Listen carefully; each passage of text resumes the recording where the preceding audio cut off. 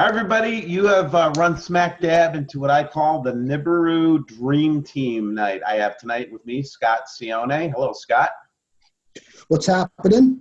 He is from the Nibiru 2016 Nibiru Planet X channel, and Wayne Steiger. Hello, Wayne. Hello, Steve. Hello, Scott. Hello, Jeff. Wayne has his own YouTube Steiger channel, and he also works with me on GNN.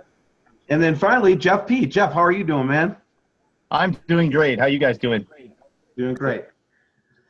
And we've also invited a couple others that couldn't make it tonight, and we'll try to get them on future Dream Team episodes. But right now we have we were asking Dobbs and also Chris Potter, who could not join us tonight. So the reason that we've come together, everybody, is because we've seen more and more that people, don't really understand how much we collaborate in the background. And so tonight, we decided that we were going to bring some of our best photos forward from each one of our different channels and share them with you, the audience, on all of our respective channels. So, Scott, I think you're first. Okie dokie.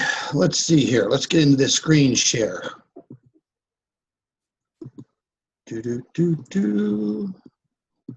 Sione, Nibiru Planet X channel. Over 45,000 subscribers. Yeah, we're actually about 3 people away from 50,000. Congratulations, Scott. Yeah, it's been a long, hard road. Anyways, this photograph, I forget whenever I had this photograph come in. This was sent in by a subscriber way in the beginning, maybe October, and they were viewing a planet that was off in the distance from the moon, and the lady thought that it was possibly a flare, a lens flare or a light flare from the full moon. And she has a pretty sophisticated telescope with the laptop and the photography equipment, and this is what she came up with. And you can see craters here, here, here. I mean, they're just pelted all over. Now, some of the little markings here, that's just dirt on the inner lens, microscopic dirt. But we've seen this planet now, especially me and Jeff, we've seen this planet consistently in photographs for months and months now. And does it predominantly show up orange in your experience, Scott? What's that? Does it predominantly show up as an orange orb when you see it with your naked eye? Kind of. Oh, and I have the honor of welcoming Dave Dobbs, famed Nibiru researcher and tracker of one of the objects that we're going to be looking at tonight. Hey, David, welcome to the show.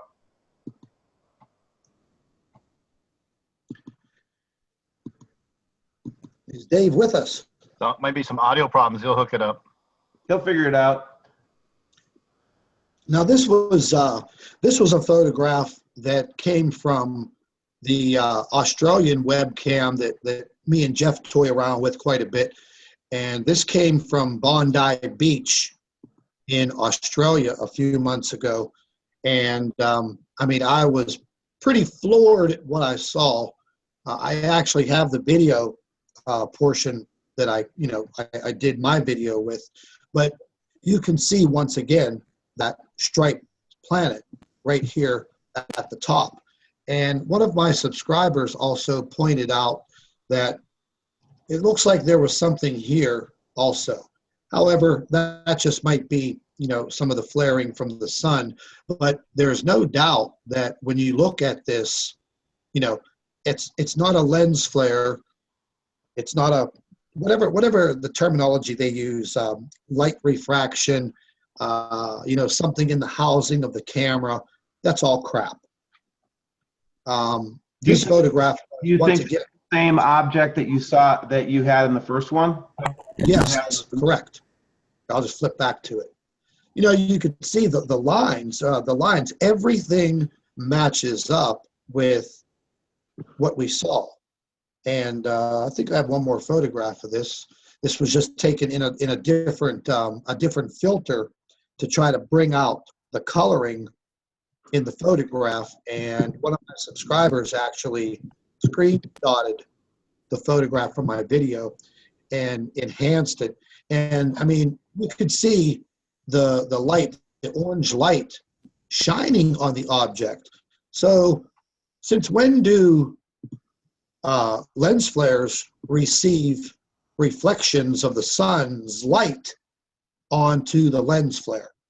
You know, so this doesn't make any sense. I didn't even entertain the idea that that would be a lens flare, because in the actual video, the video was pretty awesome. You know, you could see the movement of the sun, and you can see this object fading into the picture. And it didn't follow the sun like a lens flare would. And what I try to explain to everybody is this is a very large object. It's in deep space. So just think about it. When you look up into the sky at night, you can see planets. You can see the moon. These are large objects in our sky. Yes, you can see them. And this object just had the right lighting conditions near the sun for it to be illuminated in the sky that day. And I mean, I look at this photograph all the time because I think it's just absolutely amazing. And this photograph was taken with a telescope by another subscriber. Once again, you can see the striped planet. It clear as a bell. And something that we haven't captured before with this planet is what looks like a small moon. Another object right here. And it's not a lens flare. I mean, these are very, very detailed. I don't want to say super high resolution, but, you know, as far as this object is away from us, this is one hell of a photograph. And it's not a lens flare. You know, so, you know, again, the mystery deepens. And then we catch this photograph from another subscriber with a pretty good telescope.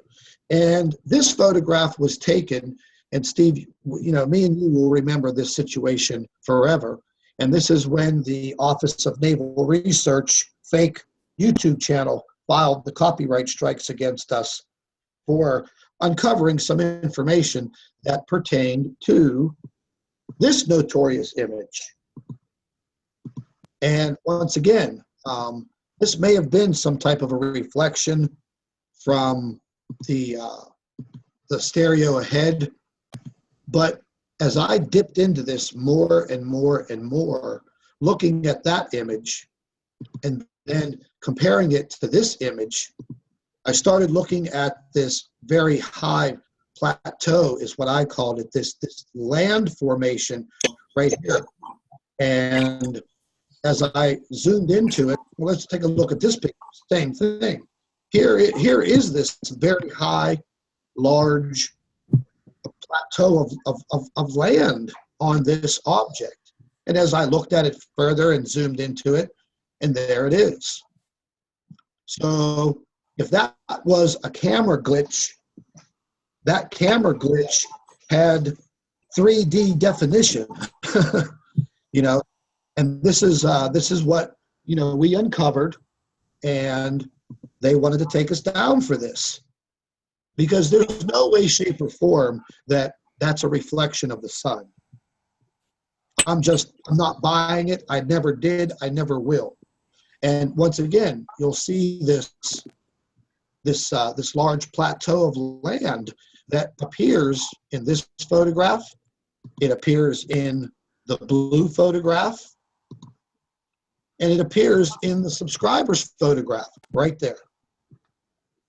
And the same type of what I called like a cap, like a North Pole cap on this object. And it all seems to match up with what we were looking at on these photographs. And once again, you could see up here, it all matches. it all matches. And this large plateau of land, I just keep going back to it.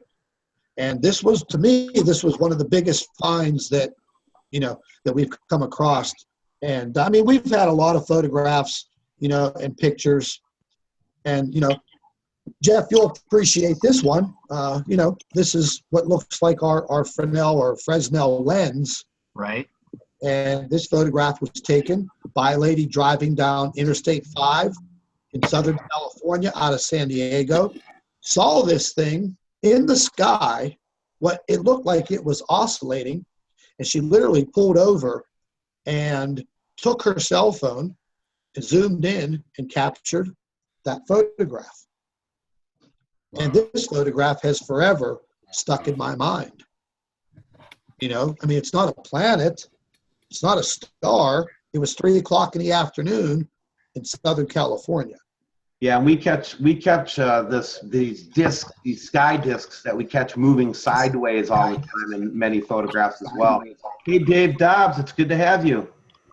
Hey, Steve, you're looking well, man. Hey, man, thanks, brother. You look great too, and thank you for joining with us. And I thought maybe we'd shift our conversation over to you really quick because, as you've seen, we saw the flyover of the object of question, and I'll put it up here on the screen for everybody so they can see what we're talking about.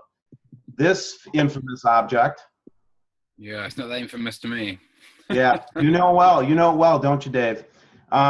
Dave, how long have you been seeing this particular object in the sky? Well, before I run straight onto this, because I've just picked up on the tail end. Who was that who was just speaking that was showing that incredible footage, by the way? Because I've just jumped on board here. That was of the Nibiru channel. We also have Wayne Steiger, and we have Jeff P on as well. Oh, Jeff. What's happening, Dave? Hey, Dave. How you doing?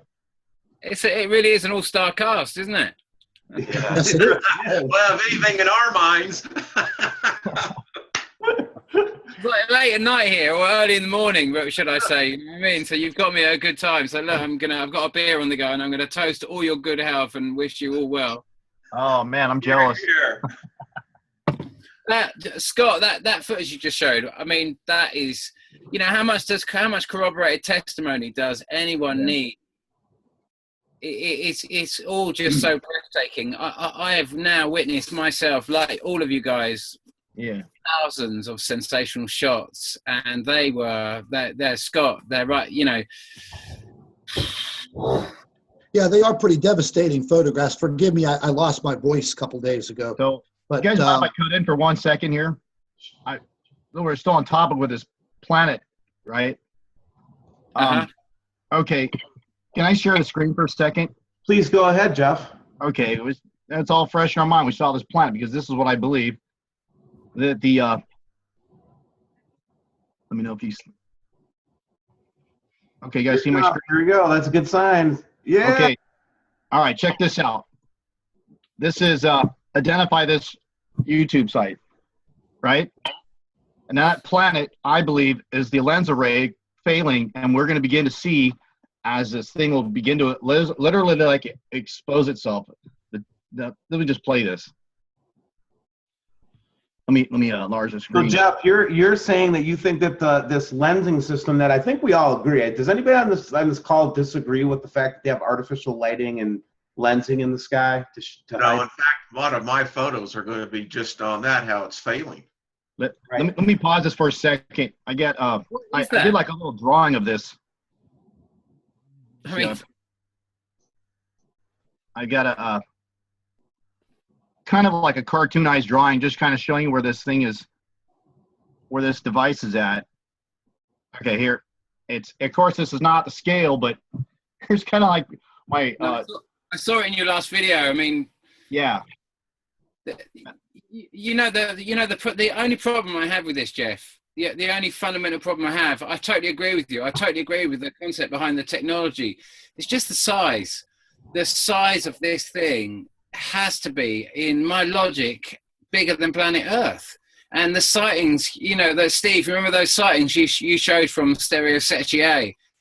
of whatever that device with when you first started doing shows with Wayne. Is Wayne here as well? Have we got Wayne online? We do. Yeah. Hey, I'm here. Yep. You got me.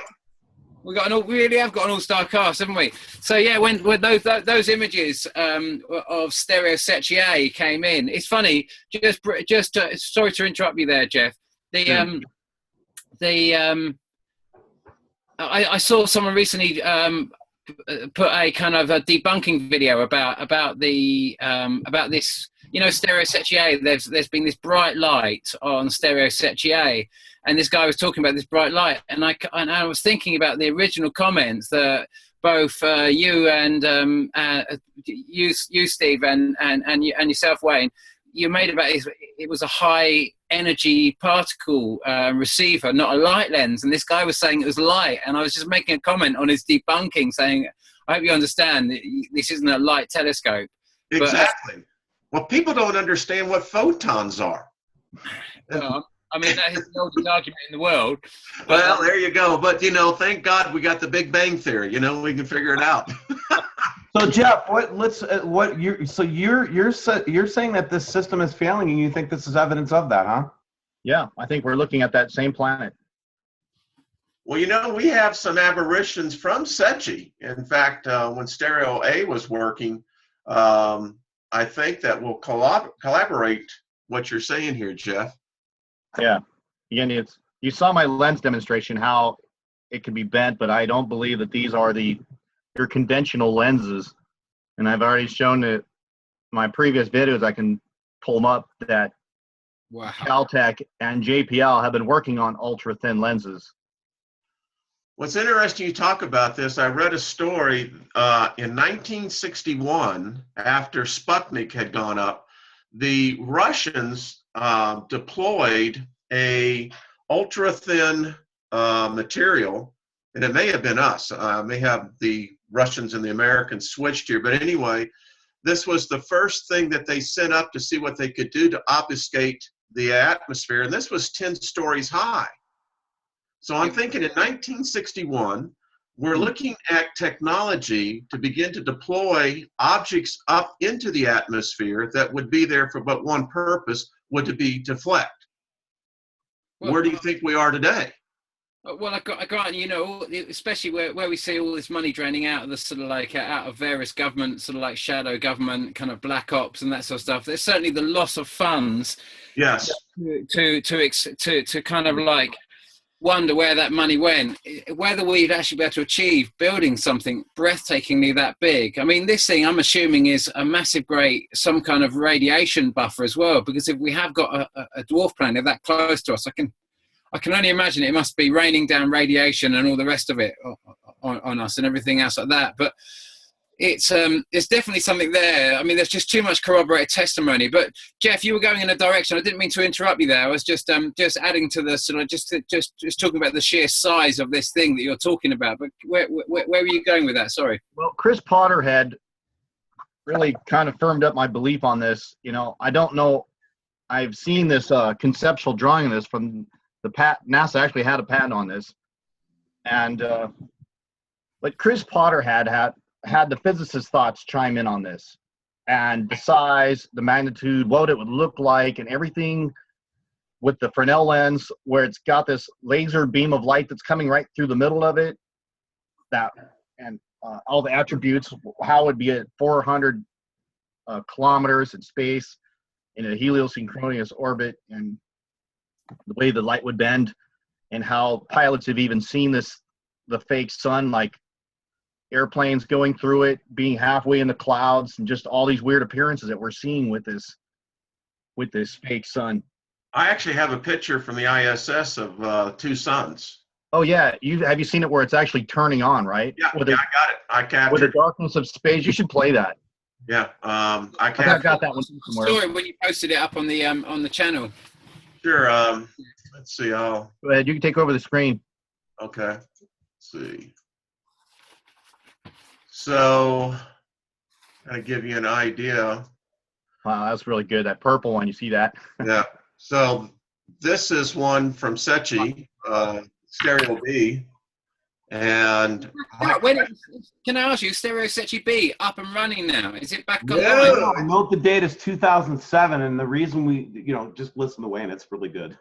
so we get a lot of splashback when we talk about Sechi and that the fact that we're seeing camera anomalies, flares. But my question is this: when you read the time code, and I have a full library, that these are typically in 10 to 20 minute increments. So doesn't light travel at the speed of light? So if I'm clicking frames, right, would the frame that I clicked 20 minutes ago, would that light still be there? I'm just asking. No, I say. I've got a different theory about all that, but go ahead. So here's the first one that we captured of the breakdown of whatever is generating the false light. This is an apparatus that I actually captured, and you can see that it's actually smoking. There's something coming off of this back shield. So we get this. Could that not be the tail? Pardon? Could that not be the tail? Could be. Very well could be. No, it's just like a lensing system there. I mean, look at that. I mean, how big are those, though? How big are they? I mean, just... I don't know. Well, you can see the horizon right here and the horizon back here. I don't know. You got the video footage that shows it turning on? No, it doesn't exist. All I got was some frames. I got that one. I could pull it up, man. Excellent. Excellent. This is the A-Team. That's what I'm talking about. Yeah, go ahead and pull that up. And well, you guys keep talking. I recorded it. I also got a video of the black dot. You've seen that reflecting on the water, right? Yeah. Oh, sure. So this is from a subscriber that sent this back in October, and I think that this is the best evidence of all he did. He lived up in New York, merely pointed his camera up because he said he could physically see this. Yeah, we had people able to look right at it with their blind, with their eyes. Again, I've seen these halos, and it actually, in one of my videos, I actually felt the absence of heat. And I saw the light dim before my very eyes. Well, we also have people that are giving us the same readings that they're getting on their solar panels. They're seeing extreme drops. Right. Middle of the day. Yeah. And again, the purpose of tonight's meeting is because we're trying to bring, some of our best photographs. And Wayne is just taking us through, just in case you just joined. I call this the Planet X Dream Team. Actually, we've got Wayne Steiger showing some photographs. And Wayne, this one's from the ISS, right? Yes, it is. So I don't know how they're generating this. Given a lot of theory on this. By the way, I think these panels, these are not the typical solar panels that they have up there. These are different. I've got video on this one when they're deploying it. It takes a tremendous amount of power, right? Dave, just for instance, to be able to generate enough voltage to get this thing going. Where's that power coming from? I wasn't aware that the ISS had that type of generating capacity. But we see it all the time, and that's what I'm asking myself. Are we seeing maybe potentially a different craft up there? I don't know. Well, we've got stuff that's, L114 is highly powerful. Okay. So, right. They can see power that. UFOs with that stuff. Do you got that pulled up, Jeff? I'll turn it back over to you. I'm still looking for it. I had remember Jeannie Jeannie? Yeah. She was originally caught that, and then somebody else caught it too, but. So I just call that, but I love this Sechi photo, and I have some Sechi footage that I actually. I mean, you can see where they shut Sechi Stereo B down, if they did shut it down. I mean, and I think this is one of the best UFO pictures. Interesting, yeah. That's this one. And by the way, we're starting to see this apparition again on ISS, you guys. I've gotten a couple subs showing us this stuff again. Amazing. Wow. Oh, you know what I think that is? People have been calling that a UFO, but if you stop and look at it, over the course of time, it's actually a round object. That's right. Really? It's like slivers of an right. It's exactly. We're looking through a slit. Right. Exactly right. Okay. That's what I always thought about that. And that's why I think part of the cloaking device, which I've also caught on the Canadian camera. Well, there you go. I mean, it's one of those fascinating elements that just continues to give and give and give. So Wayne's been doing a sort of on our show on our GNN network, our new news channel. Wayne's been doing kind of a tribute to Sechi. So we had our first episode today. I love that aircraft. Yep. So check out this, guys. This was from that frame I got. Oh my God! Is that just wild? And this introduces the concept into this conversation too, that, I don't know how, my fellow researchers and colleagues feel, but this event seems to coincide with this huge explosion in UFO sightings and extraterrestrial and talk of extraterrestrials and disclosure. And it just seems like these two things are linked so tightly. Don't you guys think? Yeah. Of the what? Sorry, of the. Well, I wish this was up broadcasting again. I'd be surprised maybe that's why they took it down. I don't know. This light just continues. And that's what's my question is that, so we're getting the frames on this. We can see this, that the light source, I don't know. I don't explain how it lasts for an hour at a time. Well, don't forget, I mean, as we said before, is it a light source or is it high energy particles? Is stereo Sechi B? Yes. It's identical to A. It's identical in every way. It's exactly the same thing. So we're seeing high energy particles, and that's exactly what you'd expect to see from a kind of well, I don't know, but I can imagine if it's a very old sun, a very collapsed sun that's gone from hydrogen going to helium, going up the periodic table, and it's going into denser kind of like I'd expect it to be shooting out. I'd expect it to have very similar characteristics to our own sun, but just a kind of a smaller version of that, a much older kind of. See, that's what I'm right with you, Dave, is that the fact that what we're seeing here are, in fact, high energy particles. The sun is emitting it right here. We see it all the time. So how can this right here, how can that be a lens flare? Yeah, absolutely can't be. I mean, it just can't be, and we're expecting it to see it. Certainly NASA's announcement about sort of like they've just found a system with 7 planets and this whole thing, and they're describing the entire Nemesis system, and it's just like, why they're doing this? They're doing this because they've got to keep a lid on it within their own agency. So they've got the beans a little bit else. They're just not going. They're just going to have whistleblowers going everywhere, and these guys are thinking, God, maybe we should tell people. Maybe they're not all meant to die with this. Maybe they could go to high ground. Maybe they could go to safe havens, and that sort of stuff. Maybe. There must be those within the organization that are getting very, very, very edgy now, because especially on the sighting that, that came by on the 21st, which is obviously, swings back a little bit back to the Twin Tower sighting that's just come up over, where was it? It was Australia or New Zealand. Where was it? Was it Tasmania? Tasmania. Yeah, Tasmania. Yeah. Right. And then I got another image today, Dave, from Uxbridge, England. Uxbridge. Wow. West London. I think it's Uxbridge. Anyway, that's on the M4 on the way out of London. Yeah, somebody was at a high building and they were able to catch just the, at the sunset, they were able to catch the same object. But anyway, I didn't mean to interrupt you, Wayne. Go ahead. No. I mean, I just find these videos, the old ones particularly, are just fascinating because what we get today is a very sanitized version, like this one right here. Can you see that? No. Let me. So this was one from the very had just launched, hadn't been up there. Look at this. Breathtaking. I mean, how many shots have we seen of that? How many different shots have we seen of that thing? Wow. It boggles the imagination because we know what we're seeing in this one. This is positive and negative.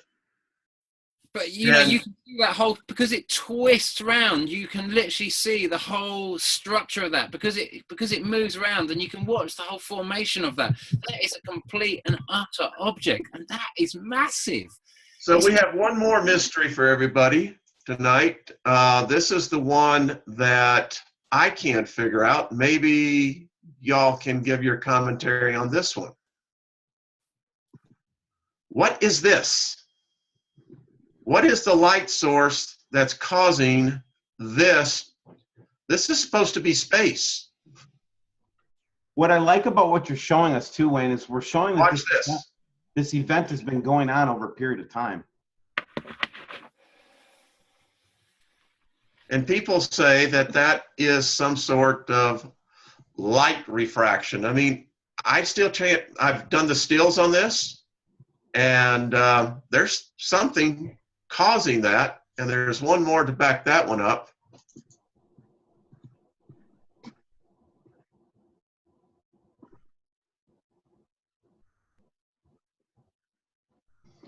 That was kind of a nice silence. Hey, Wayne. Yeah. Were you trying to? Oh, there we go. There we go.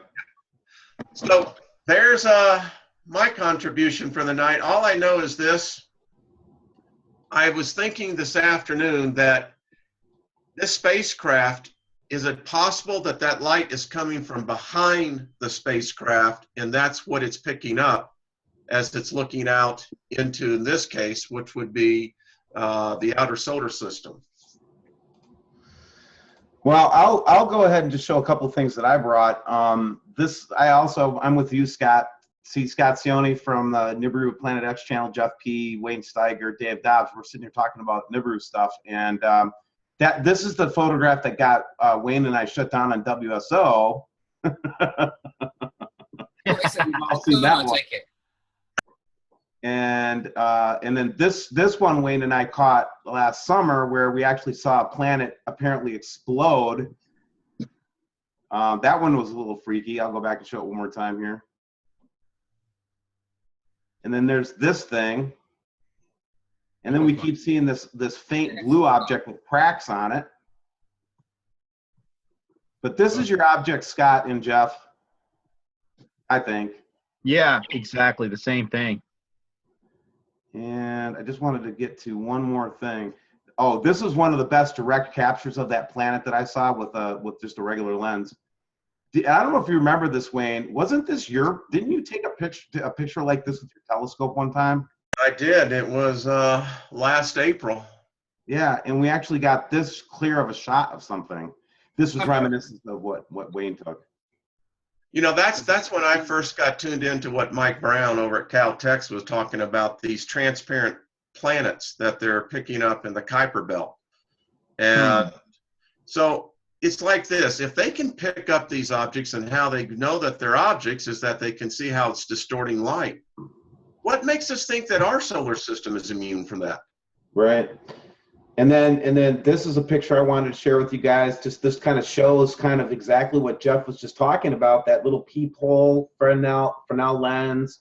It kind of shows the apparatus from a side view. Yeah, it really does. Yeah. Amazing. Wow, Well, that's awesome. I mean, you know, but it really, I'm much more of a mind that this is technology that's been put up there to help us through this transition. I really do. I really think we've got very, very, very high vibrational assistance now. Yeah, and I also don't think that the powers that be are all, you know, to your point, Dave. I don't think they're all against us. I really don't. And then this is the we call it the WSL mothership footage that Wayne and I spent a lot of time on last summer. We tracked this thing as it came out from behind the baffle all the way to full deployment.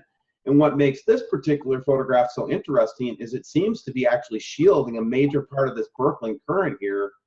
And it first, Jeff P, I thought that this was part of that whole lensing system, and it could still very well be. But man, it looks like it's involved in some pretty high energy, you know, science here, in my opinion. Wow. You guys ever see that? I remember when you posted it, Steve. I remember both of you, Wayne yourself as well. You know, when you were talking, I couldn't believe it when I first saw it. I was utterly mesmerized. Just because, look, that's a planet next to this. Every shot you see of it, it dwarfs the size of a planet. How is that conceivable? I know, right? You know, they might grow this stuff in space to make these sizes, you know? Who knows, right? It's utterly, it's utterly breathtaking. Here are the pictures that are blowing me away because we're getting these pictures of this red orb in Alaska. And while Wayne and I go around and around on this, but I think it's I think Wayne and I are coming to agree that this is a actual refraction, but it is definitely showing an object, and we actually see this thing rotate, and it's just trippy, man. This is just something. It almost looks like it's got an electric surface to it, doesn't it? Yeah. Yeah. Yeah. With interference patterns, like multiple wave. And we also have to understand right now that, when was that taken, by the way? February 1st, yeah. Okay, so we have to understand right now, if I'm correct with my understanding of where the system is, just by the sightings and by the geological changes and kind of, you know, the extremities in the weather cycles. You know, on the 22nd of November, maybe we had the big earthquake in Japan, and simultaneously in New Zealand. And so we know there's something big, and I'm of a mind that we went over the system then. Now, if you can imagine, I say over the system, we were in closest proximity to it about then, the actual main Nemesis system. I'm not talking about the Nibiru going round it. I'm talking about the massive gravitational effect of going very close to it, being in close proximity to Nemesis, the dwarf planet, which I'm suggesting was around about that time. Now, if that's the case, do you remember on the 15th of August, 2016, Matt Rogers posted that sensational shot of that white planet that was coming down the horizon? Absolutely, and you saw all the debris in it that was surrounding it, that also followed it down, equally down. It was a sensational shot. That was like, you know, as we approach, or I should say more, as Venus approaches us, as it's been doing, and then it goes underneath us, does it? Because it doesn't go into our night sky. It's close. It orbits closer to the sun, so it sort of goes between us and the sun. So we lose sight of it. It starts off as our evening star, disappears, gets higher and higher in the sky, then drops and drops, disappears, and then suddenly pops up again and becomes our evening star. And I feel that Nemesis is doing the same thing, because it's occurring between us and the sun. And so we get to see those magnificent shots as we approach it. But as we get very, very close to it, around about that time when we saw, around about the 22nd of November, when we were really right, it was right between us and the sun, we lose all sight of it.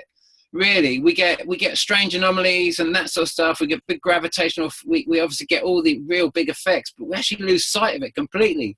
But now, as we're coming away from that system again, now we're starting to get it's starting to reflect light in the same fashion Venus does, and so it becomes very difficult for them to control make something that bright disappear when something that big is reflecting that amount of light, because it wouldn't be reflecting when it's between us. It's just out of view. Okay, hey, up here, but I found that video of the International Space Station turning on the sun while it's still dark. Go ahead and take the screen, Jeff. All right, it took me a minute to find it. Okay.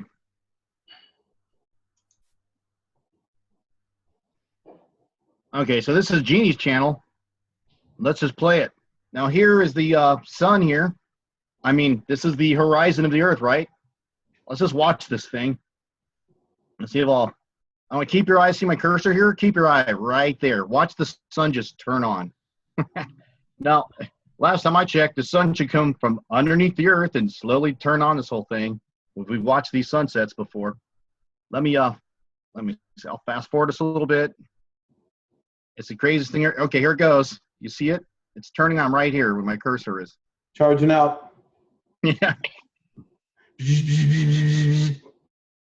And this is what we see when we've seen other footage of the space station. I think this is like on a long arm, or this thing just like turned on.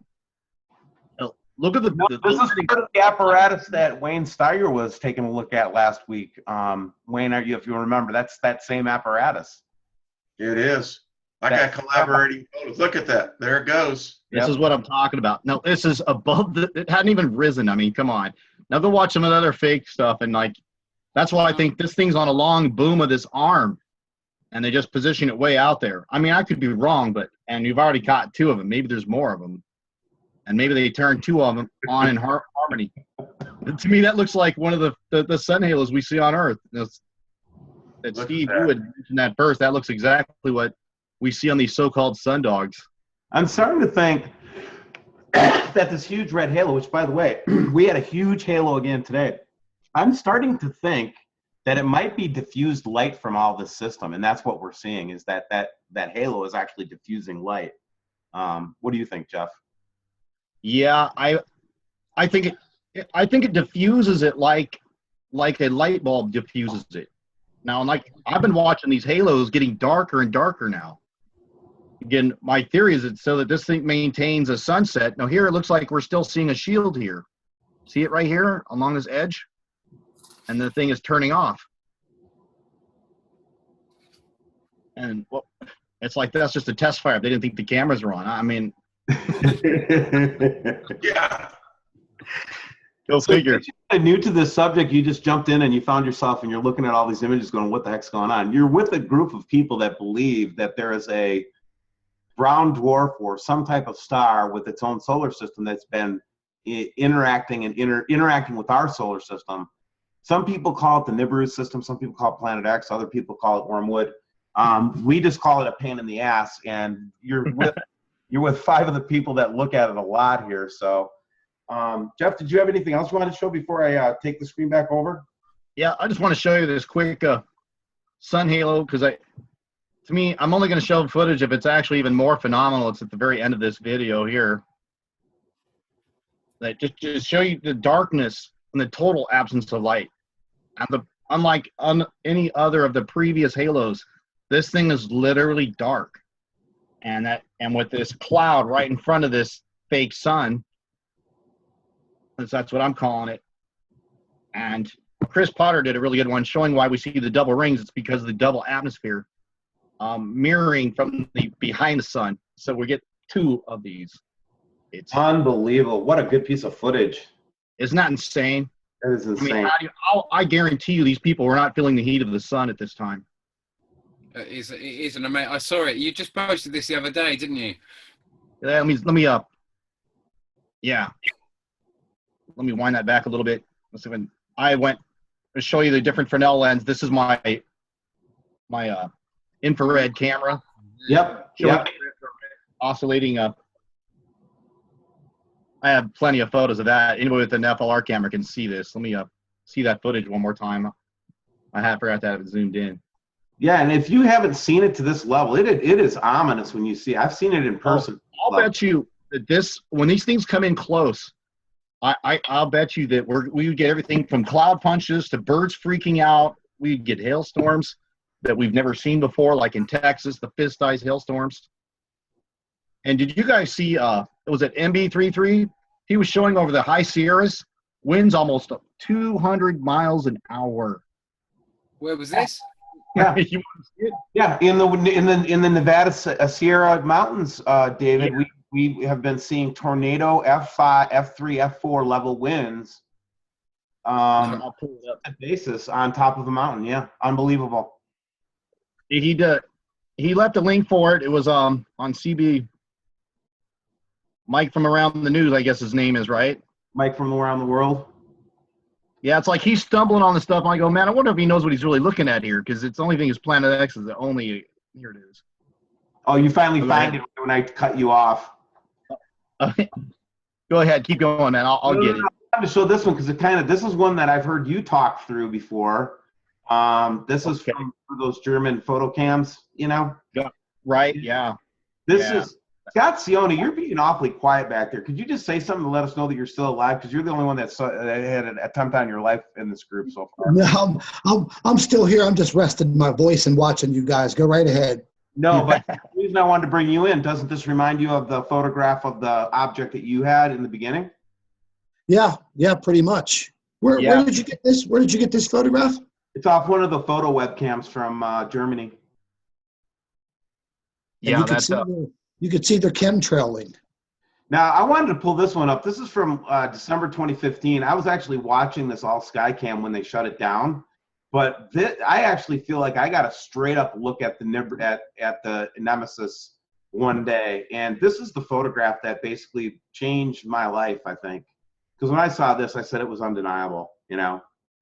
That's what that whatever that is the exact thing that Matt Rogers caught on the 15th of August. See the cloud around it and everything else of that. I think maybe, I don't know, maybe it is also very possible that it was Nibiru, but I don't think so. I wasn't expecting Nibiru to be as big as that shot, and that looks much more like it. Well, you know, as we're looking at this, Steve, I keep on thinking about the Hawaii weather cam out there that we're getting, that, you know, we did the analysis on with the red dust. Right. Yeah. Now, this is one of my favorite photographs because, you know, if you'll notice, the Earth isn't dark on that one side. It's dark with red highlights. So that's really the amount of particulate that I think iron oxide particulate that we saw. This is about from 6 months ago. I wonder if they put a Geiger counter on that, if it would go off. Because it's supposed to be radioactive. And then this one was from Hawaii, but I also got pictures from England with the same effect. And this, you know, I don't know if this is an atmospheric effect or anything, but I've never seen anything like this until the last year. Yeah, I mean, that does look like, because you've got to remember that this isn't, in my opinion, this isn't a light source.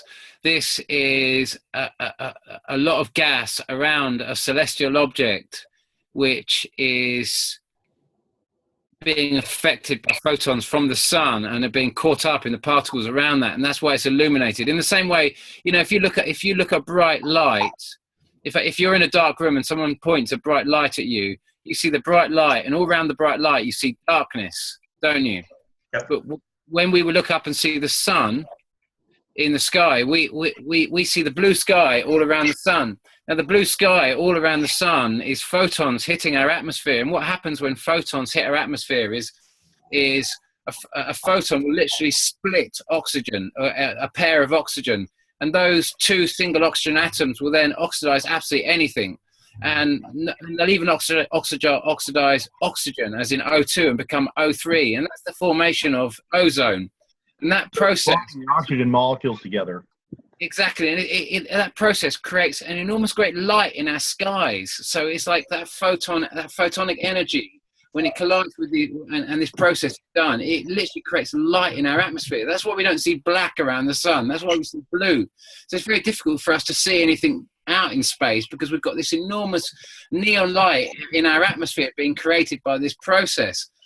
And when we see a tail of something, we're seeing that same process that's happening in our atmosphere happening in the tail of something like that. And that could quite easily be the tail of Nibiru, and you're seeing it approaching us and the tail dragging off behind, or the other way around, or the tail is behind it and it's moving forward. But the light, the gas, is what's actually where the photonic kind of like plasma process is actually occurring. Maybe. Well, you know, when you're looking about that, Dave, I'm thinking about the high concentration that they've been recording over the Pacific Ocean of ozone. And they're scratching their head trying to figure out what's causing this. And I'm wondering if you had the density of ozone, how that would also interact with particularly an outside object brushing up or near even the temposphere of the planet.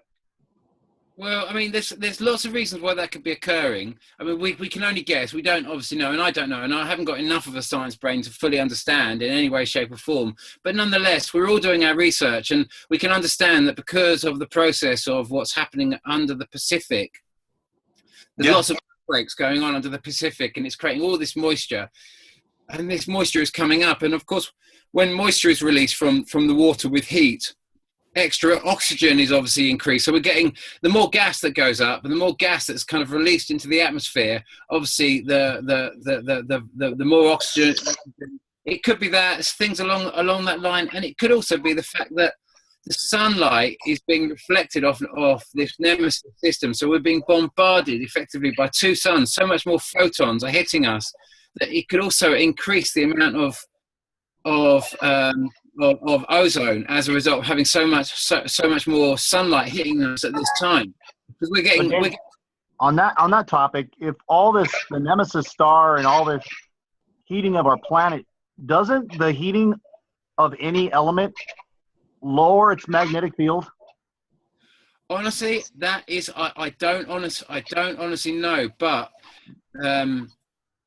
it's one of those things. This is like a hot plate under the Pacific Ocean. As far as I can see, it could be.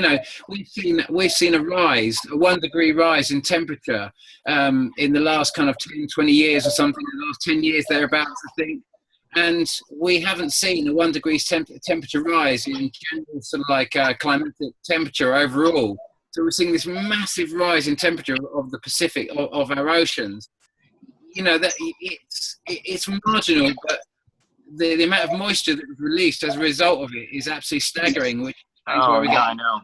Well, California, did you know it had a blizzard in Hawaii? Yeah, I read about that. So yeah, I was listening to that today about the snowfall in Hawaii. That's pretty radical. I've got that article with the wind. If you want to share the screen for me just for a second. Sure. This was from the MB33 channel. Let me just take me 1 second here. Okay, check this out.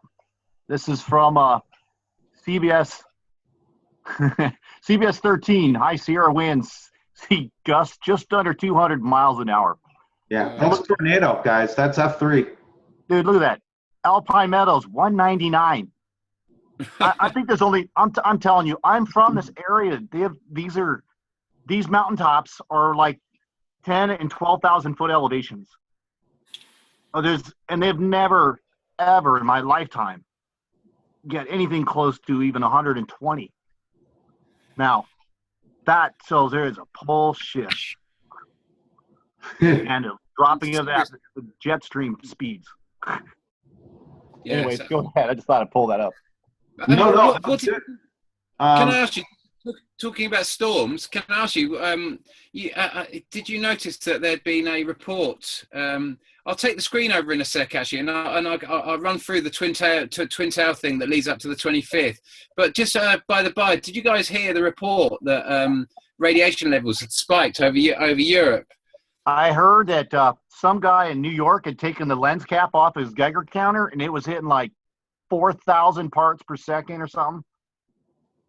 It's funny.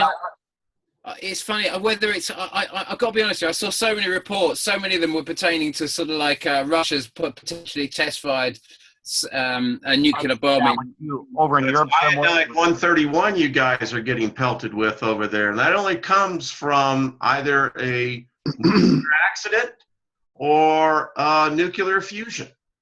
I think it might be something else. I tell you, because I tell you, Wayne, I did an interview with Rex Bear on Leak Project about 3-4 months ago, maybe a bit more. And in the interview, I said that one of the things that's going to happen, and this wasn't a message from me. This was a message. Actually, it was me reiterating a message from Kim and Cody and Kim, who run a little channel called they run a website called the Star Lodge Healing Center, and they're channels. And I got to see his messages about Nibiru, and they were really quite amazing. And I got in contact with him, and I said, look, your messages are very unusual because you're talking about channeled messages, and they're not always so popular and that sort of stuff. But your messages are so beautiful. Just don't stop doing them, because they're gonna reach the people who really want them. And he said in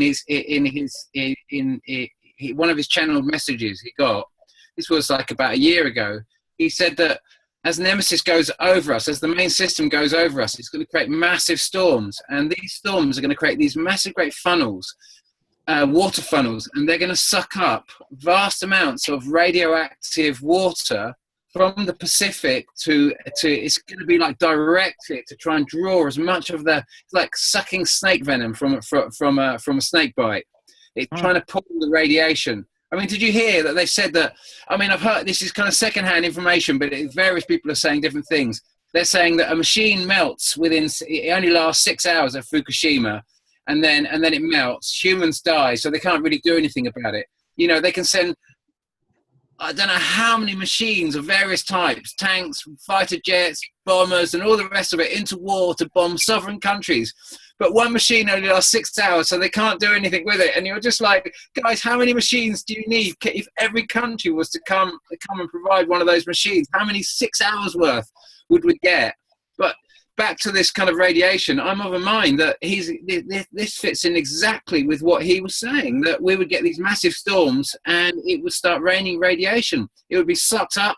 It fits in exactly with what he said. It's far-fetched, but we know we've got a massive radiation leak over there. How to get there? We've got these massive storms in the Pacific. Nemesis is in the southern hemisphere of our solar system.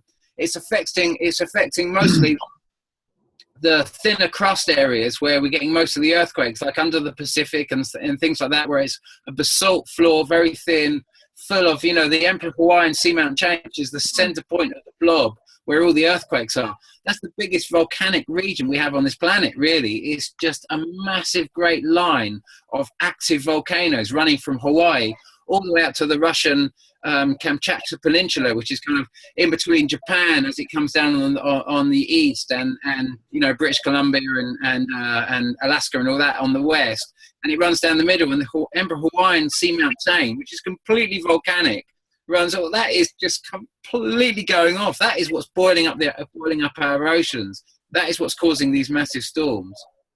All right, Dave. So go ahead, guys. Does anybody have any comments? I wanted to talk about these storms for a minute coming across the Pacific, because I've been watching these for quite some time. Just before the whole Oroville Dam situation, and just last week they said that they were going to start firing up HARP again. But watching these storms and watching the activity in the Atlantic Ocean as well as the Pacific. And it looks like to me that they fired that damn thing up a long time ago. Because this Pineapple Express, I'm fully aware of that. El Nino, El Nina. I've been watching weather for 22 years, living in South Florida, and, watching hurricane watches and warnings constantly during the summer. You get to know weather quite a bit. And now all of a sudden they say that they're going to fire this HARP up. Well, we know that they can manipulate weather, but here's the big conspiracy. And I've talked to Jeff about this and a few others. There's the big philosophy that they want to, I hate to say this, but they want to get rid of the people in the state of California. Why? It's simply because we know that they have their bunker underneath the Colorado airport. Where would be the first place that people would run to if there was a cataclysmic event directly on the West Coast in California? These people would try to make their way as far east as possible, therefore increasing the population in the Denver area. And then they're going to fire up HARP. States, yeah, Arizona, Idaho, all those, yeah. Exactly. Now they're going to go ahead and fire up HARP, and they're going to attempt to melt all of the snow in the Sierra Nevadas and bring all of that water down into that Shasta Reservoir, which is much larger than Oroville. And Oroville is already damaged highly. Yeah, it's ready to go. So what would be a nice quiet way to start this event? Let's do a trial run in Oroville. Let's see how much damage we can do. And then let's heat the atmosphere up. Let's bring down the snow melt.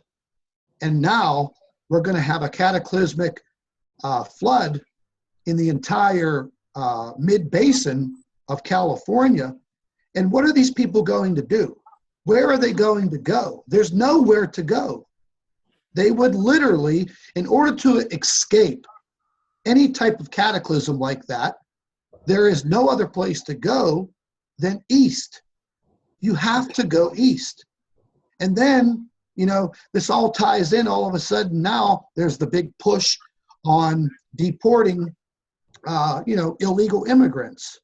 Oh, no, it's Well, just- those are just more mouths that they would have to feed, house, and give medical attention to. So I'm thinking, You actually think that this immigration crisis is related to Nibiru then, huh?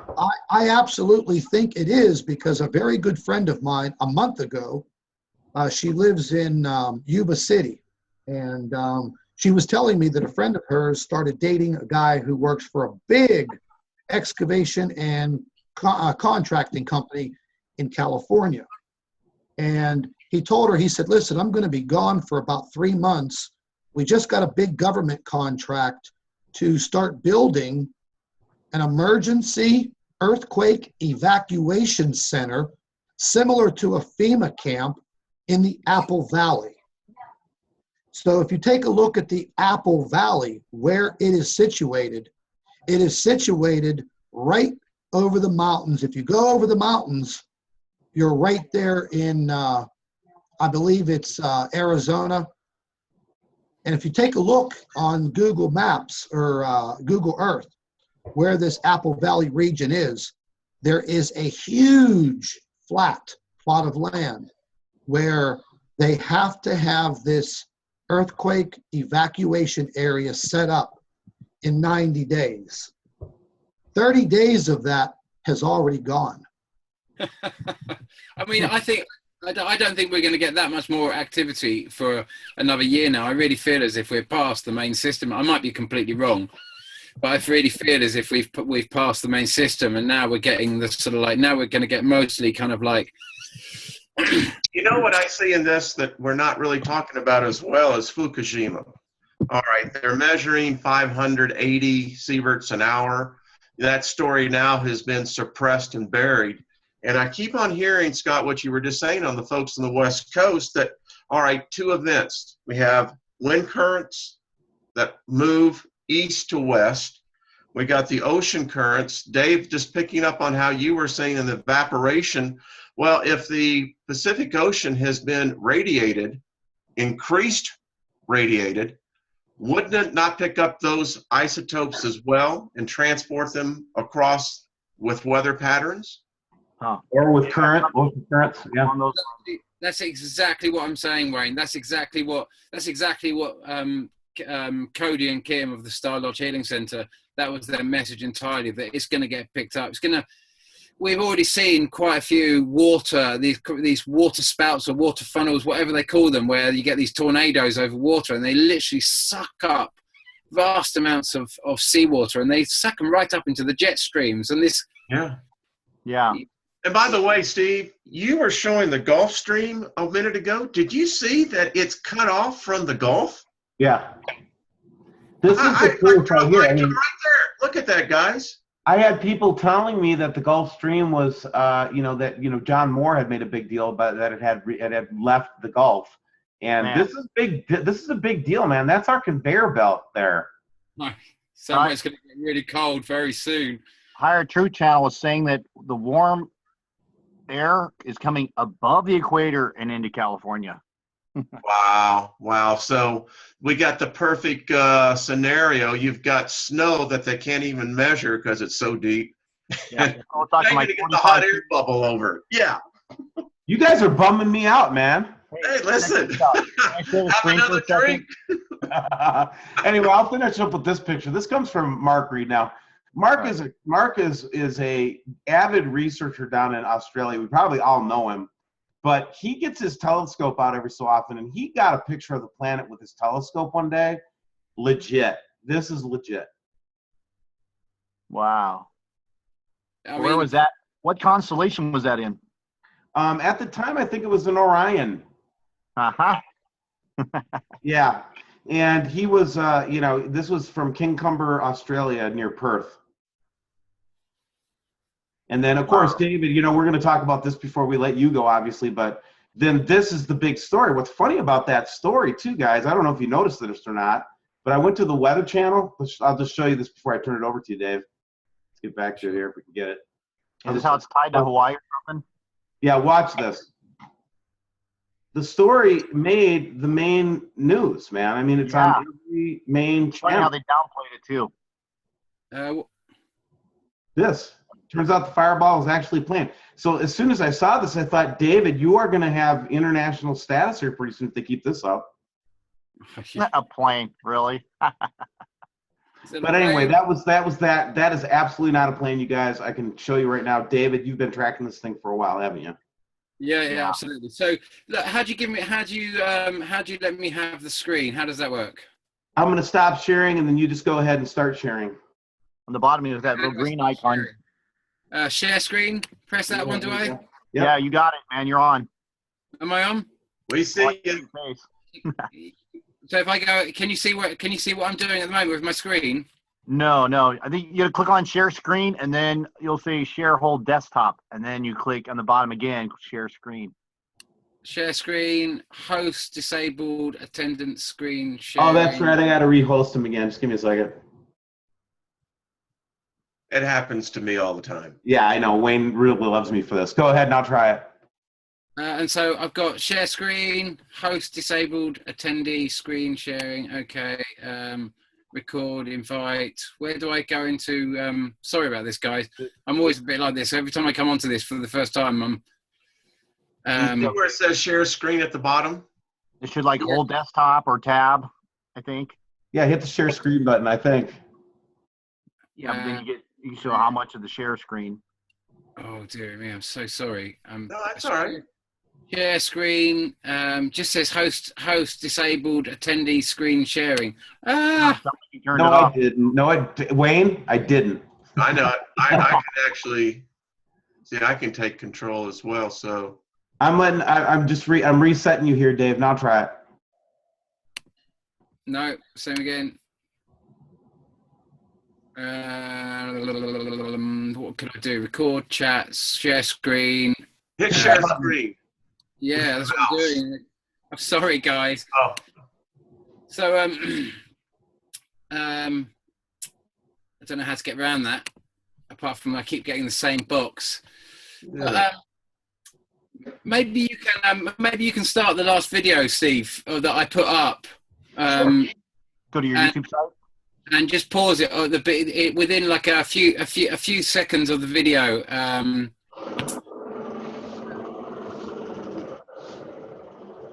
we'll just stop rather than going through my whole thing. Maybe it's a blessing. We'll see it as a blessing.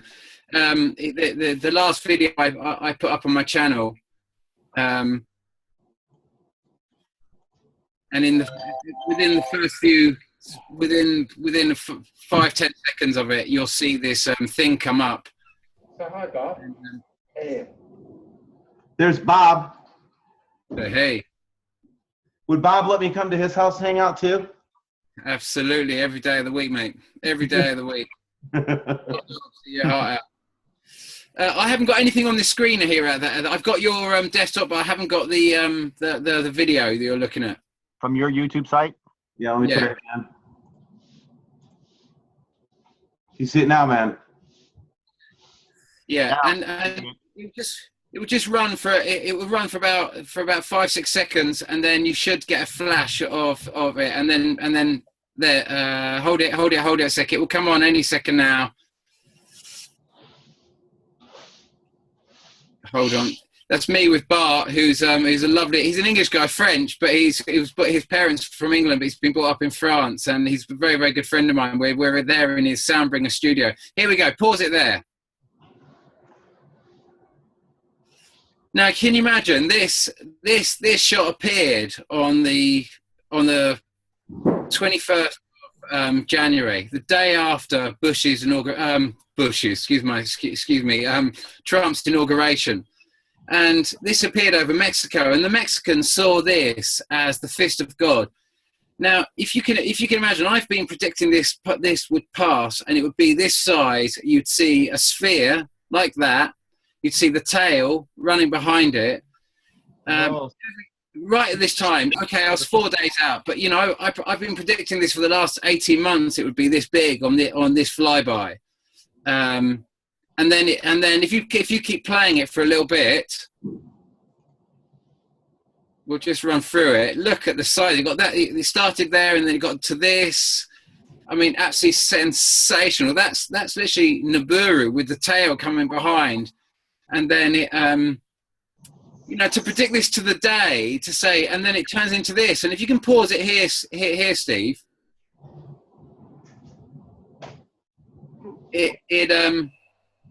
what you can see, one tail stacked on top of the other, if you like, sort of thing. You can even see the light emitting between the two, right down at the front of the tail there. Now, this is exactly, if I'd said when this thing had arrived, that's Nibiru, blah blah blah blah blah. It's very difficult to believe as it is, but to say beforehand that this is exactly what you're going to see, to show you probably so close to sort of like 10 to 12 flybys, all 200 days apart, and run these corroborations and say, look, for me, I can observe the entire Nemesis system. I can observe all the 7 planets that supposedly orbit it. But my attention is obviously the one that's mostly going to affect us. And that's why I focus mostly on what I call here Nibiru. Obviously, some people call the whole system Nibiru. Some people call Nemesis the dwarf planet Nibiru. To me, this is Nibiru, and it is orbiting the dwarf planet. Right. Do you think, Dave, do you think that this object is this object too, just in a different form or different view? No, I don't. Do you remember? So on the 11th or I think it was on the 11th or the 5th of August. I can't remember, the 5th or maybe the 5th of August, 2011. We got a shot of Michael. We got my first shot of the tail, and then we've had 200 days thereafter. The second shot, there were two two-tailed objects in the sky. And then Becky Lewis on the 29th of March 2016 caught Nibiru and another two twin-tailed objects flying next to each other. We know there's 2 out there, and so there's one that's closer to Nemesis, the next one in, if you like, and that I believe is, do you remember, Jeff, when you caught those images in the lead up to around about, you were showing this, what looked like a sphere in the sky, round about June, July, August. There was a sphere in the sky. You could see it was dark. It was kind of more in the night sky. It was coming not from the sun, between us and the sun, but it was occurring early in the morning or late at night. Yeah, that was the setting. That was in England, wasn't it? Yeah, there were various shots, and quite a few shots, I think, from German webcams. But you saw the size of it then, and we were in very close proximity to it. For us to be in one too, right? Yeah, for us to be in such close proximity to it, it's not going to be that tiny shot that you've got there. The only thing that can be is that second twin-tailed object. So we're seeing various objects, and that's the second object. In my opinion, the penultimate video I made, I talked all about that, and I gave the timings that second object has a rotation. When Nibiru has a 200-day rotation period, this second object, I'm estimating, is around about a month, maybe a bit more, maybe a bit less. But that's the second object, and we've had a few sightings now. It can't be this object here, the Nemesis, because Nemesis is just too close to us now. Even though it's gone past us, and we're not going to see it for another sort of like another 400, 350, 400 days now. We will see it, but it won't really affect us for another 350, 400 days. We've got a big chunk of time to make lots of videos and talk about it and lots of preparations. But all I can say to you on this front, if you are not convinced that there's something up there with all the evidence, like this post from Dill Martin, that was stunning. Yeah, this was pretty good video. The evidence now is so fantastic. Well, I don't believe that to be Nibiru, though. I think that's one of the red planets, because in my sky observations of the planet is so fast, it would not have been in a frame this long. No, I think that's Nemesis. I really think that's Nemesis. Oh, okay. That's No, not I observed Nibiru. Nemesis to always be low on the horizon too. It was too early for Nemesis. It was too early. But all the sightings of it, all the sightings that we had, Nibiru wouldn't have been that size at that time. It's almost certainly not the blue Caccini because it hasn't got the color of the blue Caccini. I'm convinced. I don't know, obviously, but it's moving. That I'm convinced that that's the Nemesis system. That's so crazy looking. That. I was getting you flash through a red. That can you see that red kind of sunset that we had, where you flash past To the left, probably like 25 minutes. A little more, a little more. a little more. Yeah, there. That's it. That there is that's Nibiru here. They're coming in that red sunset shot. I mean, here this second sun. I mean, this is just sensational as well. This was, I believe, posted by Tom. Where's that at? Boston. Boston. Wow. What year? This is just gone. This is all very recently. January 2017. Wow. Look at that. There was a guy in Massachusetts that had another second son, and he was freaking out in his video. You guys watch his video? No, who is that, Jeff? Who is that? He kept saying, "That's not the sun. That's not the sun," and he was praying and stuff, and he was just really freaking out. But look at that. The sun's to the right-hand side. The sun's actually to the right-hand side. I mean, whatever that light source is, you know, millions of people saw this. There's been so much corroboration now. It's you have to start wondering. What the hell is going on? But well, it's cognitive dissonance, is what it is. It is, and it's a massive denial. But Yeah. I never believed when I first heard about it. I got to be honest with you, I never believed. But there wasn't the type of sort of anomalies that we have occurring right now.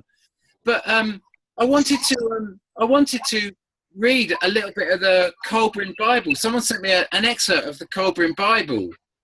And it's all about this twin-tailed objects, and I wanted to read you an excerpt from that. I don't know if you're interested in hearing a little bit of an excerpt. I was so shocked when I read it.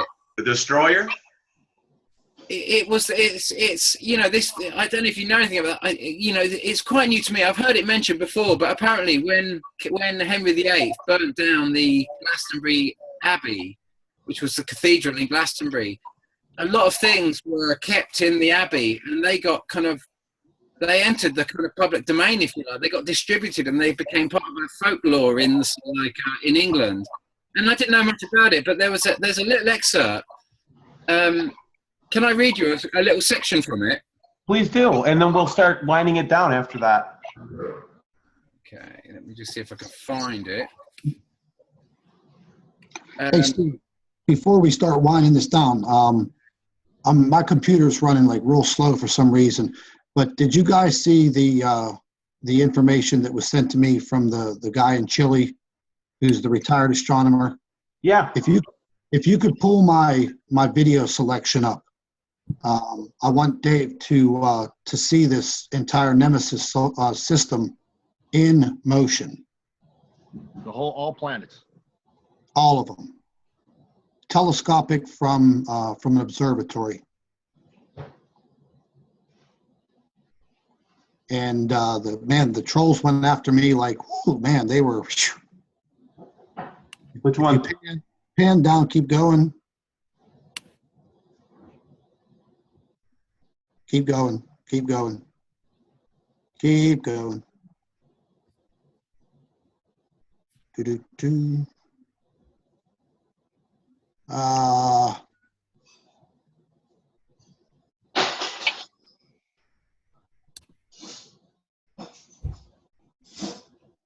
You make a lot of good videos, Scott.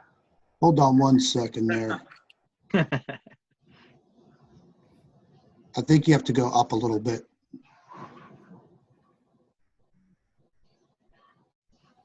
Space cameras? No. Wait. It has a title on it. Astronomers Now. No, it's This one? yeah.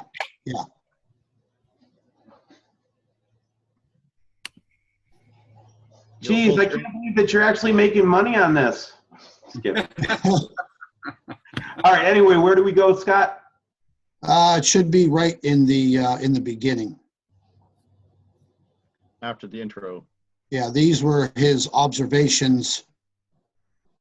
This was actually from from an observatory in California. This was in 2012. He started observing it in 2008. Oh, that picture looks familiar. No, this isn't it. This isn't the video. Not even the right video? No, it's probably further down. But he actually sent me the short video footage of them. They were actually able to image the entire. It's further down, I think. What did you say the title was? Hold on. Go slow. But anyway, Dave, did you want to read that excerpt while we're looking for this? Yeah, you have a little look for that. Okay. So it's chapter 3, the destruction and recreation of the Cobram Bible. Like I say, it's not a conventional Bible as we understand it. It existed pre the Bible that was brought in by the Catholic Church, as I'm understanding it. It's a very old piece of text that was suppressed by the Catholic Church, and like I say, got released by Henry VIII when he basically hung, draw, and quartered the sort of like the Glastonbury abbot, and he had a gold throne built where he watched the execution, and then he burnt the actual the abbey and released the information. So, okay, chapter 3, the destruction and recreation. It is known, and the story comes down from ancient times, that there was not one creation, but two, creation and recreation. It is a fact known to wise men that Earth was utterly destroyed once and then reborn on a second wheel of creation. At the time of the great destruction of Earth, God caused a dragon from out of heaven to come and encompass her about. The dragon was frightful to behold. It lashed its tail, it breathed out fire and hot coals, and a great catastrophe was inflicted upon mankind. The body of the dragon was wreathed in a cold, bright light, and beneath, on the belly, was a ruddy, hued glow, while behind a trail flowing of smoke. It spewed out cinders and hot stones, and beneath, and its breath was foul and stenchful, poisoning the nostrils of man. Its passage caused great thunderings and lightnings to rend the thick, darkened sky, all heaven and earth being made hot. The seas were loosened from their cradles and rose up, pouring across the land. There was an awful, shrilling, trumpeting sound, which, we've heard loads of the trumpeting sound as well, which outpoured even the howling of the unleashed winds. Men stricken with terror went mad with the awful sight in the heavens. They were loosened from their senses and dashed about crazed, not knowing what they did. The breath was sucked from their bodies, and they were burnt with a strange ash. Then it passed, leaving earth unwrapped, with a dark, glowing mantle which was rudely lit up inside. The bowels of the earth were torn open in great writhing upheavals, and a howling whirlwind rent the mountains apart. The wrath of the sky monster was loosed in the heaven. It lashed about in flaming fury, roaring like 1,000 thunders. It poured down fiery destruction amid a welter of thick black blood. So I'm assuming this was going through the tail. So awesome was the fearfully aspected thing that the memory mercifully departed from men. His thoughts were smothered under a cloud of forgetfulness. So I'm not going to read it there, but any further, because we've got a whole discussion here, and it goes on a little bit. But it's chapter 3, the destruction and recreation. It really goes into a great detail about this occurrence, about this twin-tailed object I mean, when I discovered it, I've had various subscribers send it to me now and saying, Dave, you've really got to check this out. Dave, you've really got to check this out.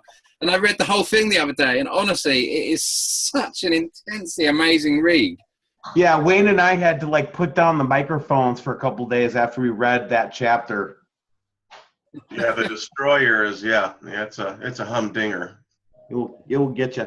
Well, anyway, guys, I just appreciate this first kind of Nibiru Dream Team session. We're going to keep inviting other people like Matthew and Chris, and try to do this a couple times, a quarter if we can. And I just wanted to thank you guys. I know that it's a serious time. I think we as researchers all know that something's up right now, and why don't we just go around and just kind of give final words? I'll just start with you, Wayne, and we'll just go around the table.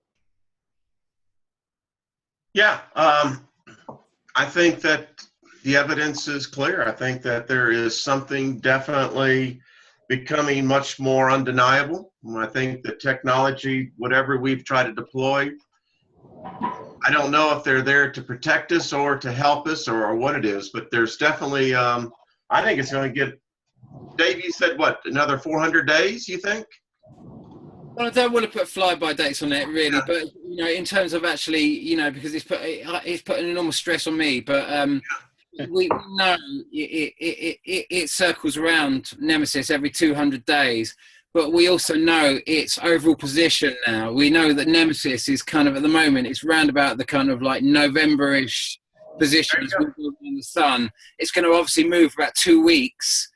In terms of our calendar to where we're next going to experience the Nemesis system, but we can say from about the 25th, it's our next experience, our next closest point is going to be somewhere between 350 days to 400 days from that last sighting.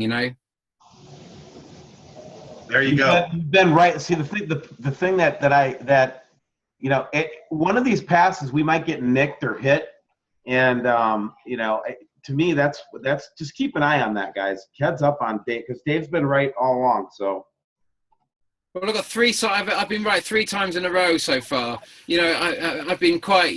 People say, "Oh, it's a jet, it's a this, it's a that, it's an everything else of that." To the Mexicans, they saw it as the fist of God. To me, it's the fist of God. What can I tell you? I'm with the Mexicans here. That's the fist of God. It's a very powerful thing that none of us, there's no technology on this planet that we have that can deal with that. The only way we can deal with that is with the benevolent forces of great powers, such as, if you like, God and celestial powers. We need to invite all the help we can in right now. And open ourselves to that, and I've sort of come in there, and so that's my real farewell on this. Actually, just don't forget to invite a lot of light and a lot of love, because they're trying to bring us into a lot of darkness now and a lot of hate, especially to hate. And this is part of the reason why I want to do these types of discussions, to show the world that we don't have conflicts between us. We might not agree 100% of the time, but we as a community are all seeing the same thing. These are sane men that I'm talking to. These are well-educated men that I'm talking to. Wayne, you want to finish up, and then we'll move to Scott? Yeah, I mean, like the Hawaii footage from the night before that MD showed, there's something out there. I think that we're putting our defenses to maybe protect us on this, but heads up, that's what I got to say. I'm just going to say, by the way, it's an honor. I enjoyed this. I look forward to doing it again. Me too. Scott, do you have some final words for us, man? You have a great channel. You do great work bringing us news on Nibiru. What are your final thoughts? Well, I found that video real quick. It's I just want you guys to see this. If you could pull it up real quick, if you could just pull my channel up, and we actually went past it a couple of times. I just didn't see it. All right, here we go. All right. Just go down slowly, and keep going. It's right below the Cascadia alert. This one? Right there. This man's retired, but he's been investigating this for quite a long time. And I've been in contact with him now for about 4 months. He was very, very leery about releasing any of the information. He has journals, the whole 9 yards. If you take a look, this is if you go back to that red screen. Right here? Yeah. That's actually taken from the actual computer screen at the observatory. And if you let it play out, just these little clips, that is the actual system itself in full motion. How long ago did these photographs get taken, Scott? What's that? How long ago were these photos taken? This right here of the actual complete system was in 2012. Yeah. But he's continued to document. He just retired. He's a professor of astronomy at a California university. He's since retired back in August when his wife passed away. He moved back to Chile. And look at. I mean, we've seen that one photograph from 1994, which shows the actual cross, literally the cross section of these planets. Well, you're looking at it in motion. Yeah. And these are several photographs and video that were taken from the observatory. And him and another associate, they would, I guess, in a way, kind of sneak to get this type of footage. Now, looking at the photographs, the short clips of video in time lapse, watching those planets orbiting around its host star was just, when I saw it, I was floored. It is sensational, isn't it? Yeah. We're just too close to it now. And the way that he described things to me was, well, the way he described it to me is he said, listen, if you just, if you place a plate on a table and set an orange in the middle of the plate, and then take another plate and hold that up, a smaller plate, like a smaller saucer, and hold that up vertically, but with a small tilt.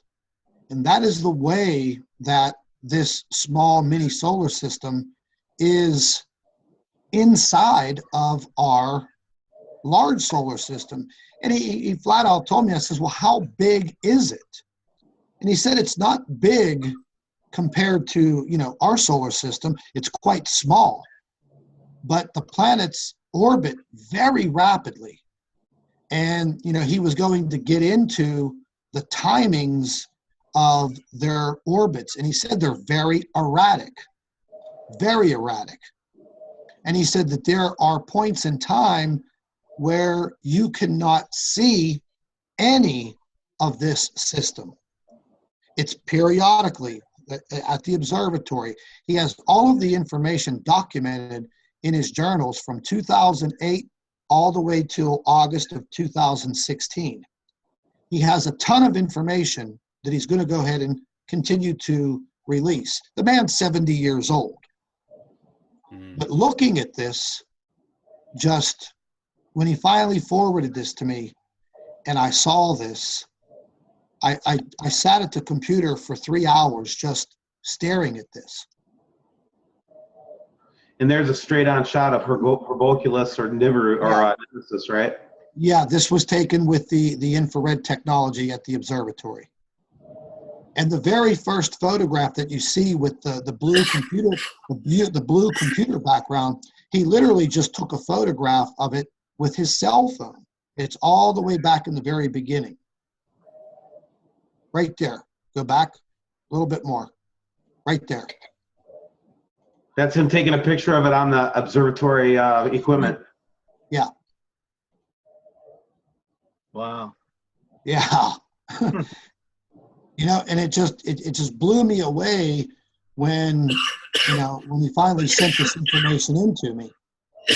I just couldn't get over it. And a couple of the other photographs that he's going to be sending, he said that you can clearly see a few of these planets. 2 of these planets do have moons. You could see them in this photograph. Yeah. He said one of the moons is so close to the planet that it almost looks like it's touching at certain points. And remember, this is all time lapsed, but it's just, you know, when I got this information, man, I was pretty floored. Wow. And it just goes to show you that what they hid from us in 1993 and 94 is true. Hey, Scott, you ought to show that video that showed what Astro Boy was calling a moon. Well, I re-released that Astronomy video. Live, right? He actually called it a moon. What an insult to our intelligence. Yeah, I actually released that video today A moon. of the SDO footage from 2007. It is right there. Yeah, Wayne and I dug this up with on the what was it, the Yellow Rose from Texas channel too. Oh, by the way, she's back online. She came out of the hiding a couple weeks ago. Released the video. But again, you know, this is To me, that's Astro. one of your best videos, man. Yeah, and Astro Boy telling me that It's the this moon. is our moon orbiting the sun. And I have. I'm not going to take issue. You know, I don't need to take issue with an individual. All I can tell you is that we looked at that 100 times, I think, and every time we look at it, it appears to be going around the sun. That's all I got to say. Yeah, I went back today. Look at And the I- size of it. The I speed picked- and the size, it's impossible.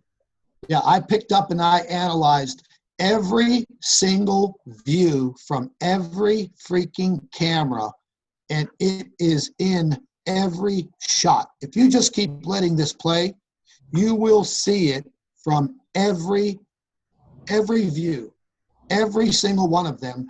And, you know, just thinking, oh, well, is it Mercury? Well, Mercury, as you can see in its retrograde for 2007, it's not even in the picture. Yeah. So what So other, this- Astronomy Live have to say about us? Oh, I stirred up. That's so freaking unbelievable. I wish you could pull up the email, whatever. That's just unreal. Yeah, I stirred up a lot bringing this back and redoing the video with all of the additional information. If you keep letting it play past this point, you will clearly see, you know, these planets in every view. Again, look at that. You can see. Look at the size of that. How could that ever be the moon? Yeah, and look at the interaction with the sun. Oh, yeah. It proves to me another thing, too, that this thing is orbiting not only Nemesis, but our sun in a highly eccentric orbit. You got to check out the eccentric orbits. It comes around the sun like a comet. I mean, but this is, I'm looking at the timestamp here, 2007. Yeah, when our critic Astronomy Live looks at it, he cuts the timestamp off. Yeah. Isn't that convenient? Yeah, there's the timestamp. I took each view of every single view all the way through, man. It's on every single camera. And you could see the interaction with the sun. Now, if you keep on letting it play, you'll see the next view. And, well, this will play through one more time because I just kind of zoomed in on it. See, I knew the best thing was going to be to do with this group is to try to end this call. Blowing us all wagon. Here you go. Watch this. Oh my God! No! That's awesome. What do we know that travels that speed? Exactly. Oh, only something from not our atmosphere, from our solar system. Look at that eccentric orbit. That's Yeah. insane. You said this is a 3-day Look at it orbit. rotate. You can actually see it Yeah. rotate. It's roughly about 3.5 days, if that. Yeah, this is one of the much closer ones to the Nemesis system. That's not Nibiru. That's not the second one in. The one that prompted us to make this video. The one you showed earlier. That's just come up over Australia. That's got a 30-day. This is one of the real close ones to the system. Well, I guess he's still holding firm to his lie at being the moon too. Yeah, it shows up on every single view. Every one of them. Dude, how could the moon ever evolve all by itself around the sun? Absolutely impossible. Exactly. And well, we would see this repeat every month. I mean, come on. And by the way, if it was a moon, that's called an eclipse. exactly. Well, no, even if it is though, here's the thing. I just like showing it because I know that it pulls astronomy by the chain. I mean, look at the size of that. We know these space probes, the stereo and SDO. We know they're all different positions. Getting different views of the sun. So immediately the trolls were trying to say, "Oh, this was part of the SDO eclipse season." No, it was not. No, this is not even close. Exactly. Lunar charts. I mean, just so we don't get into too much trouble with the trolls here, and to run with it, we have to also understand that Stereo Secchi is like, I don't know if it's ahead of the Earth or behind, or it's either ahead of the Earth slightly, like a quarter, or behind the Earth. I can never remember which. Stereo Secchi B is on one side, Stereo Secchi A is on the other. I don't know if they're in the. I don't know how forward or how close or far they are exactly. So from the Earth, is it possible? I can't see how the moon could reach across and do that. I'd be interested in anyone to sort of like. I think it'd be quite interesting. We saw the timestamp there. It'd be interesting in the next video to actually go onto solar system scope and just see where exactly the moon was at that time. Yeah, pull that up. I did. It's in the video, but you guys could go ahead and pull it up. It's okay. Definitely not the moon. I just want to show you guys this. You can find out where stereo A and B is relative to the Earth on this chart. Go back to different dates. I just wanted to show it to you. So this is where everything's at right now, and this is where the spacecraft are. Stereo and stereo B. It shows where they are. See, and shows them. That's just another way to find the spacecraft if you want to see where they are. I mean, but we have to understand that its position is a constant, as I'm understanding. Earth's position, it stays in a constant position, as into Earth's position. I think I'm correct there. It's absolutely correct. So both of these spacecraft stay in a synchronized orbit around the sun, right? Okay, so if it's viewing the sun, and the moon is going to go somehow in between Stereo Secchi A and the sun. It's going to be moving at the same speed that we see the moon moving, surely. Well, the moon would have to go all the way around the sun for it to be seen by those spacecraft. That's what we're saying. But this planet came like this in front of the spacecraft, not like this. Oh, I see what you're saying. Yeah, very, very sharp orbit. It just raced right around. Right around. And so the Earth is way over on the side. There's no way that the satellite could have seen the moon. Exactly. No, I don't think so either. I can't see how it could have moved across. Anyway, guys, we could go on all night. I know this week's going all night. We'll do this again soon. To finish up, Wayne, did you have any final thoughts to share? No, I'm blown away.